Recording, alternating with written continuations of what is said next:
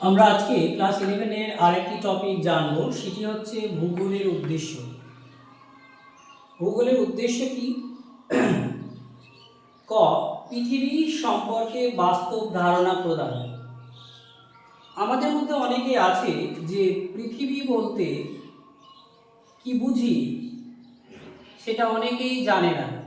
তোমরা জানো যে সূর্যের চারিদিকে প্রায় বুধ, শুক্র, পৃথিবী, মঙ্গল, বৃহস্পতি এইভাবে প্রায় 8খানা গ্রহ ঘুরছে। আর বুধ, শুক্র, তারপরেই পড়ছে আমাদের পৃথিবী। পৃথিবী আমাদের তৃতীয় গ্রহ। এই গ্রহের কিভাবে উৎপত্তি হলো বা গ্রহটি কোথা থেকে সৃষ্টি হলো তা সম্পর্কে যে বিজ্ঞান বা যে বিষয় আমাদের ধারণা দেয় তাকেই বলা হয় ভূগোল। তাহলে ভূগোলের উদ্দেশ্যটা কি? পৃথিবী সম্পর্কে সঠিক ধারণা প্রদান করা। আশা করি কয়েকটা বুঝতে পেরেছো। এবার খ নম্বরে দেখবো আমরা মানুষ ও প্রকৃতির সম্পর্কে বিভিন্ন কার্যকারণ প্রক্রিয়াকে তুলে ধরা। এবার এই পৃথিবীতে আমরা জানি শুধুমাত্র পৃথিবীতে মানুষ বসবাস করে। তাহলে পৃথিবীতে যে প্রাকৃতিক বাতাবরণ রয়েছে, উদ্ভিদ রয়েছে, বন্য প্রাণী রয়েছে, অণুজীব রয়েছে, জলবায়ু, মৃত্তিকা, সমুদ্র, পাহাড়, পর্বত, নদী নালা রয়েছে, এই সব প্রাকৃতিক বিষয়ের মধ্যে মানুষ বিরাজ করে।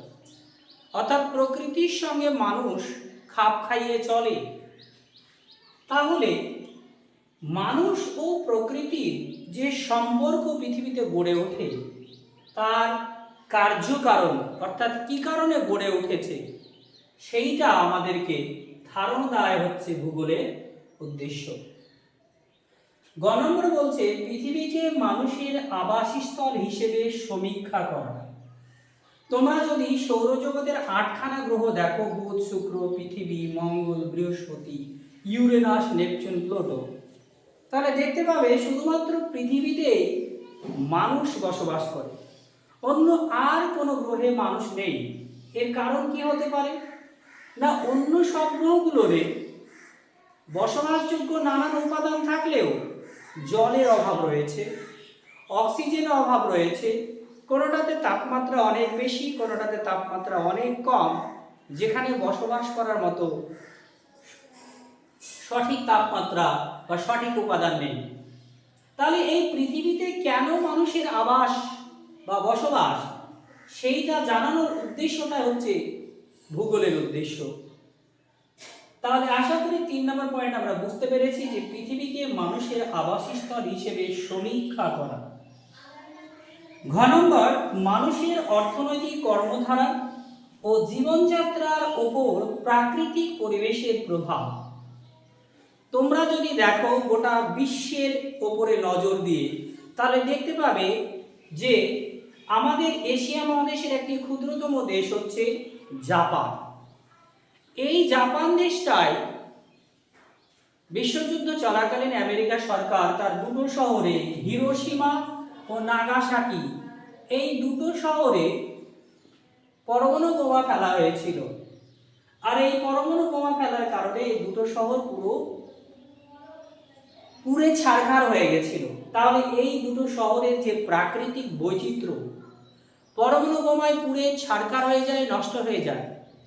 ফলে এই প্রাকৃতিক পরিবেশ নষ্ট হয়ে যাওয়ার কারণে এই দুটো শহরে খাদ্যাভাব এবং অর্থাভাব দেখা দিয়েছিল।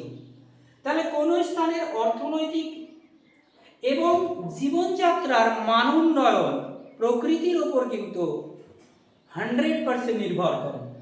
তাহলে এই বিষয়টা জানানোর উদ্দেশ্য হচ্ছে ভূগোলের উদ্দেশ্য।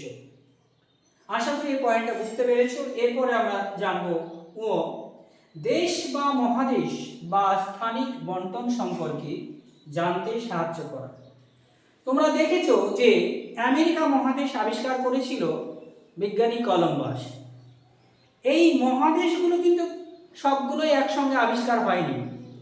প্রথমে যে মহাদেশটা ছিল, আমরা যদি তার চিত্র দেখি, তাহলে দেখব পৃথিবীর প্রথম মহাদেশ আজ থেকে 30 কোটি বছর আগে তৈরি হয়, যাকে ভূগোলের ভাষায় বলা হয় প্যানজিয়া। এই যে আমি আঁকলাম এইটাকে বলছে প্যানজিয়া। আর এই প্যানজিয়া হচ্ছে পৃথিবীর প্রথম মহাদেশ। প্যানজিয়া হচ্ছে পৃথিবীর প্রথম মহাদেশ এবং তার পাশে যে জলভাগ, সেই জলভাগকে বলা হয়েছিল একটা একত্রিত মহাদেশ, যাকে বলা হয়েছিল প্যানথালাসা। প্যানথালাসা।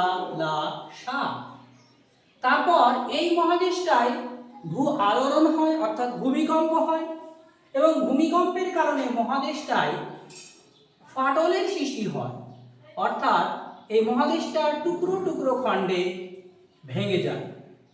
ভেঙে যাওয়ার পর আমাদের বর্তমান মহাদেশগুলো তৈরি হয়েছে: এশিয়া, আফ্রিকা, উত্তর আমেরিকা, দক্ষিণ আমেরিকা ইত্যাদি।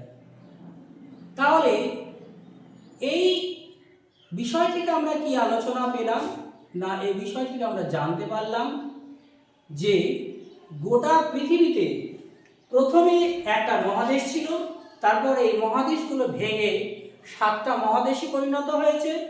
মহাসাগর ছিল একটা, এই মহাসাগরগুলো ভেঙে 5টা মহাসাগরে পরিণত হয়েছে।